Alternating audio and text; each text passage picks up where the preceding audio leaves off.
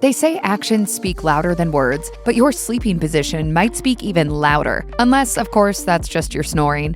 They say you are what you eat, but maybe the saying should instead be, you are how you sleep. Sure, you're probably not thinking about the position that's most comfortable for sleeping. Maybe you instinctively curl up into a fetal position, or you flop over onto your stomach. But have you ever wondered if there was a connection between how you slept and your personality? Sleep experts may not have arrived at very conclusive results linking sleep positions and personality, but there are some theories out there. Professor Chris E. Gikowski, director of the Sleep Assessment and Advisory Service and the Edinburgh Sleep Center, analyzed 6 different sleeping positions among 1,000 participants in a study. He told BBC News, "We are all aware of our body language when we are awake, but this is the first time we've been able to see what our subconscious posture says about us. What's interesting is that the profile behind the posture is often very different from what we would expect." One of his main findings was that if sleeping on your back with your arms at your side and your legs stretched straight below you is your go-to, you may possess a quiet, reserved, and no-fuss personality. E. Gikowski refers to this style as soldier position, and people who sleep like this might also have high standards for themselves and those around them. Despite these charming characteristics, soldier sleepers might not be the best bedfellows because they could end up snoring louder or more frequently. Speaking with Reader's Digest, Sleep Score Labs advisory board member Dr. Michael Bruce explained, "When you're lying on your back, your throat is more narrow, making snoring louder and more frequent. Of course, there are also benefits to this position. Sleeping on your back could prove beneficial for those with acid reflux and maybe even prevent premature aging in the form of fine lines and wrinkles. However, it can also lead to lower back pain if you leave your legs flat on the bed. As chiropractor Dr. Andrew Bang told Cleveland Clinic,